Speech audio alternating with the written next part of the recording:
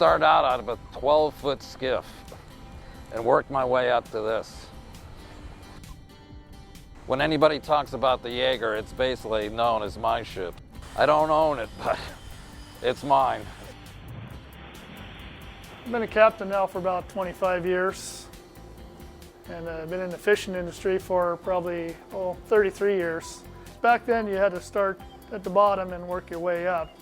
Started as an oiler and worked my way up to a processor and then to a deckhand, and was sailed as a mate for about a year and a half, and then I was able to get my captain's license by late 1987. Life at sea on the Northern Hawk can be very difficult at times for the crew, or for, as far as any of the boats out here. It's not a job that's meant for everybody. You got to really like it. You got to want to be at sea. I kind of like it all. I enjoy my job. I enjoy the fishing, the thrill of catching fish, going out always trying to do better than the other boats, always trying to do better than I've done before, always trying to improve on our gear, adjusting our gear and getting it to fish better, getting it to fish cleaner with less bycatch.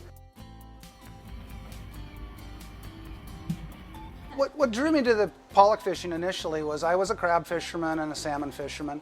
The crab stocks were starting to decline somewhat at that time in the early to mid 80s, and I was looking for opportunities elsewhere to have a better living and a better life for myself and my family.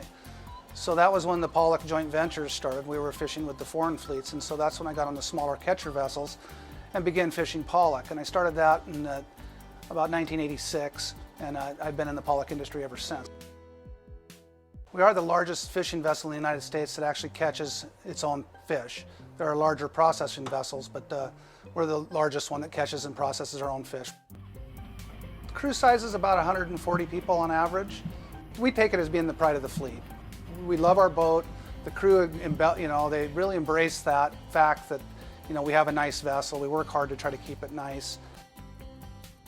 So when we're getting ready to deploy the net, we've been driving around in certain areas that are generally traditional areas that we look for fish. Once we start setting the net out, the first thing that goes out the back of the boat is the cod end. That's where all the fish wind up at the end. At the mouth of the net, we hook on what we call the suitcase. Some people call it the camera. It's the third wire. It's what shows us the picture of the net opening. We can see the fish going in, we can see the shape of the net, we can see the bottom. Sometimes it takes a matter of just a few minutes and we can have 150 tons in the net in 5 or 10 minutes. Other times it may take several hours, depending on how much fish sign is around. As they bring the net on board, it's just a reverse of when we set it.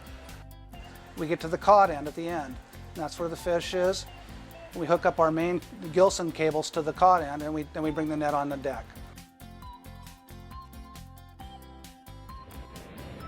Once the fish are brought on board, they're aged for a few hours in the factory till they go through rigor mortis, and then they're run through the factory.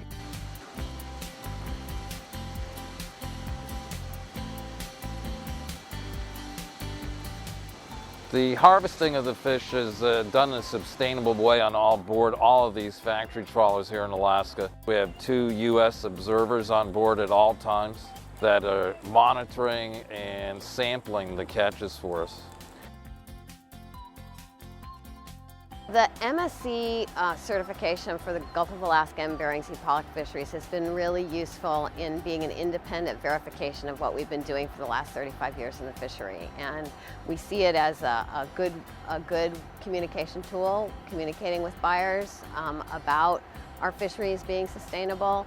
And we know that there are buyers that really value the MSC program, so we're pleased to have that acknowledgement of our fishery management practices. In our fishery, we weigh every single fish that comes into the boat. We document all the bycatch. Every single thing that comes up is documented. And we use this data both to inform the fishery management decisions, but also to improve technology for lowering bycatch even further. We're the fisheries with the lowest bycatch in the world. Less than 1% of what we catch isn't pollock. So 99% of what we catch is pollock, and of that, half of that is utilized. So 99.5% of everything we catch is something that we are utilizing. Well, I love food and I love promoting healthy food, and seafood is one of the healthiest foods around, and Alaska pollock is a really healthy whitefish, and a lot of people don't know how healthy it really is. It's got an amazingly high omega-3 level for a low-fat whitefish. Pollock is really delicious. It's very mild. It's something that you can use in all sorts of different recipes. And you know, if you order it, see it on a restaurant menu, it's going to be something that you're going to enjoy. And the other benefit is it's also sustainable, so you don't need to worry that there won't be more pollock if you find it so delicious that you want to have it again.